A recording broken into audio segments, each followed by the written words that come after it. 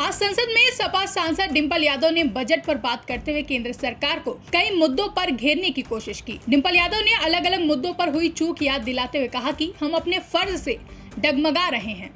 इस आवारा पशुओं की जो समस्या है, जिसकी वजह से आज हमारा देश चौकीदार बन गया है, रात भर सो नहीं पा रहा है, तो क्या कोई प्रावधान बजट में रखा गया है? इस बजट में क्या प्रावधान रखा गया है महिलाओं की सुरक्षा को लेकर? सर, जो सरकार कुपोषण के बारे में बात कर रही थी, जो भारत को अनीमिया मुक्त बनाने के बारे में बात कर रही थी, तो मैं उनसे कहना चाहूँगी कि आप सभी अपने वादों में विफल हुए हैं।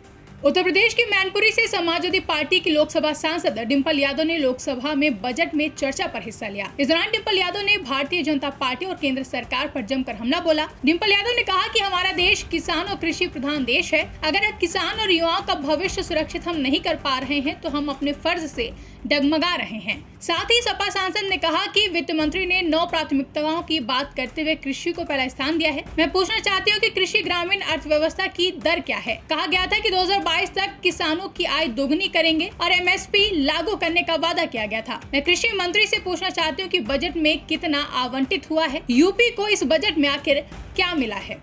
सभापति महोदय, आपने मुझे बजट में बोलने का मौका दिया, मैं आपको धन्यवाद देना चाहती हूँ। हमारा देश किसान प्रधान और कृषि प्रधान देश है। अगर हमारे किसान और युवाओं का भविष्य सुनिश्चित नहीं कर पा रहे हैं हम, तो मैं समझती हूँ कहीं ना कहीं हम सब अपने फर्ज से डगमगा रहे हैं। जहाँ वित्त मंत्री ने 9 प्राथमिकताओं की बात करी और कृषि को जहाँ पहला स्थान दिया गया, वही मैं वित्त मंत्री से पूछना चाहती हूँ कि कृषि ग्रामीण अर्थव्यवस्था की वृद्धि दर क्या है?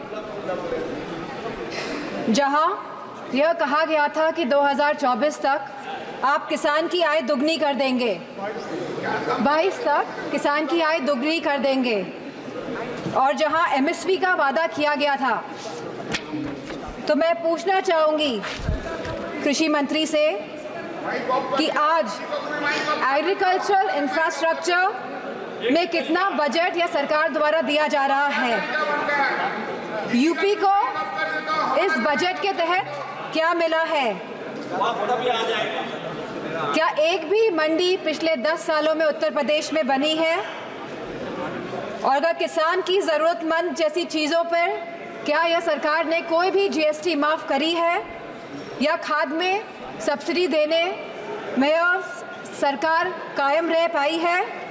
और जहां खुद प्रधानमंत्री आए थे उत्तर प्रदेश में विधानसभा चुनाव में और उन्होंने वादा किया था उत्तर प्रदेश की जनता को, उत्तर प्रदेश के लोगों को, कि वो आवारा मवेशियों की समस्या से किसानों को हल दिलाएंगे, निजात दिलाएंगे, तो क्या इस आवारा पशुओं की जो समस्या है, जिसकी वजह से आज हमारा देश चौकीदार बन गया है, रात भर सो नहीं पा रहा है, तो क्या कोई प्रावधान बजट में रखा गया है इस समस्या को लेके? इसी के साथ जहाँ किसान आंदोलन में लगभग 700 किसानों ने अपनी जान गंवाई, जहाँ उत्तर प्रदेश में भी लखीमपुर खीरी में जहाँ किसानों को रौंदा गया मंत्री जी के बेटों द्वारा, हम पूछना चाहते हैं इस सरकार से कि जहाँ जो 2014 से 22 तक लगभग 1 लाख किसानों ने आत्महत्या की है, तो हम वित्त मंत्री से पूछना चाहते हैं कि प्रधानमंत्री फसल बीमा योजना के तहत कुल किसान लाभ कितना मिला है और कहीं इसमें गिरावट आई है तो कितनी गिरावट आई है? यह सरकार लगातार 1 दशक से किसानों की अवहेलना कर रही है। गांव की अर्थव्यवस्था पूरी तरह चरमरा गई है और इसकी एक बड़ी वजह महंगाई है। और जहां मनरेगा में इस सरकार ने 89,000 करोड़ का बजट दिया है, तो हमारी मांग है कि कम से कम 100 दिन की वेजेस मनरेगा के तहत लोगों को सुनिश्चित करी जाए और लगभग 20% मनरेगा का बजट बढ़ाया जाए। इसी के साथ शिक्षा बजट में भी लगातार हमारा घट रहा है, जहां यह केवल आज 2.5% है of the total budget spending allocation, और जहां यूनेस्को ने ये बेंचमार्क दिया है कि लगभग यह 4 से 6% तक होना चाहिए, वही यूजीसी के फंड्स लगातार घटाए जा रहे हैं और इसको लगभग इस बार 7 से 61% घटा दिया गया है। जहां हम बात करते हैं सस्ती और अच्छी शिक्षा की, वहीं यह सरकार लगातार शिक्षा बजट जो कम कर रही है, तो मैं समझती हूँ इनकी नीयत कहीं साफ नहीं है, मंशा कहीं सही नहीं है हमारे देश के युवाओं के और स्टूडेंट्स के प्रति। वहीं आज हमारे देश का युवा निराश है, जहां निराशा संभव को भी असंभव बना देती है। तो मैं समझती हूँ जो वादे किए गए थे, जो रोजगार को लेके, सरकार पूरी तरह इसमें विफल रही है और लगातार बेरोजगारी दर बढ़ रहा है। जहां आज ये बेरोजगारी दर 9.2% है और जहां महिलाओं का बेरोजगारी दर 18.5% है। तो मैं समझती हूँ लगातार युवाओं का मनोबल गिराने का काम इस सरकार ने किया है और अग्निवीर जैसी योजना ला के इस सरकार ने नौजवानों का, युवाओं का, इस देश की प्रतिष्ठा का, सम्मान गिराने का काम किया है। जो सरकार सोशल जस्टिस की बात करती है, लेकिन आज भी यह सरकार जातिगत जनगणना से अपना मुंह मोड़ रही है, जहां अनुसूचित जाति जनजाति पर होने वाले अपराध लगातार बढ़ रहे हैं और उत्तर प्रदेश में यह अपराध नंबर 1 पे है। और साथ ही महिलाओं के साथ जघन्य अपराध लगातार बढ़ रहे हैं। उत्तर प्रदेश आज इसमें भी टॉप लिस्ट पर है। तो मैं पूछना चाहती हूँ कि महिलाओं को सुरक्षा को लेकर यह सरकार क्या कर रही है। और जहां उत्तर प्रदेश में समाजवादी पार्टी की सरकार ने 1090 जैसी सेवाएं चलाकर हमने अपनी माताओं, बहनों, बेटियों को सम्मान दिलाने का, उनका हक दिलाने का काम किया था, तो इस बजट में क्या प्रावधान रखा गया है महिलाओं की सुरक्षा को लेकर। वहीं आज अगर स्वास्थ्य की बात करें तो लगभग 1.9% ऑफ जीडीपी आज का खर्चा ये बजट दे रही है स्वास्थ्य के लिए। Speaker Mahoday, there is no focus agenda for the healthcare of the country. Irrespective of the fact, we are speaking about India being the 1st largest economy and moving towards the 3rd largest economy. And if we see the fast growing population of the country, so 1.9% of the budget is very less for the health services of the country. Sir, decision to exempt 3 cancer drugs is a welcome move by the finance minister, but it is a very small step in the right direction.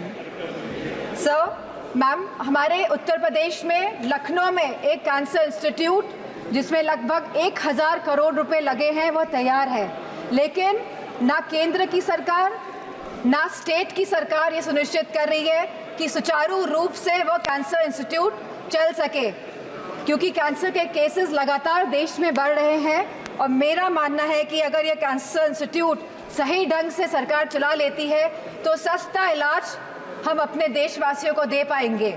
Very good suggestion. Very good suggestion. Ma'am, there is a massive gap between the demand and supply in the healthcare center, in the healthcare infrastructure.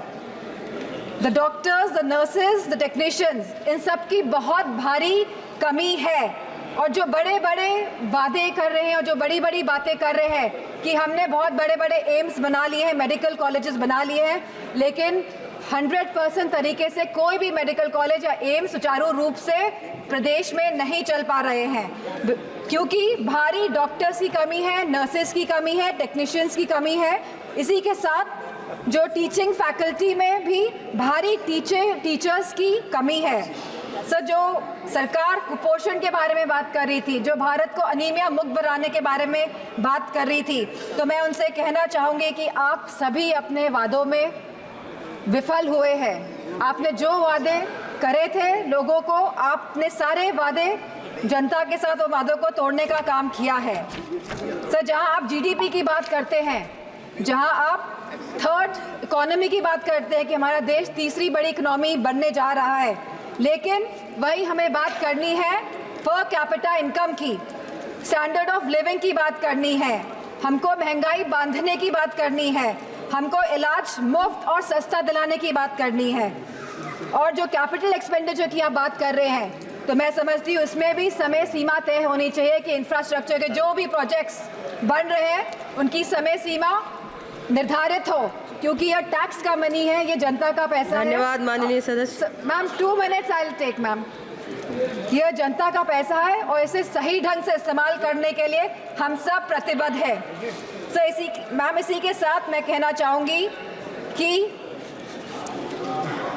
reformative and revolutionary changes can come in the country even after 11 years, but the dedication and concentration is required from the government. Nothing can alter the past but responsible behavior by the government, and I'm not playing a blame game here. I'm saying a responsible behavior is the behavior in which we are responding to the present situation, and if the government plays a responsible behavior, then formative changes can come in the country. Bureau report, India public खबर। फिलहाल के लिए इस खबर में बस इतना ही। देश और दुनिया की ऐसी तमाम बड़ी खबरों के लिए हमारे YouTube चैनल को सब्सक्राइब करें और बने रहें इंडिया पब्लिक खबर के साथ।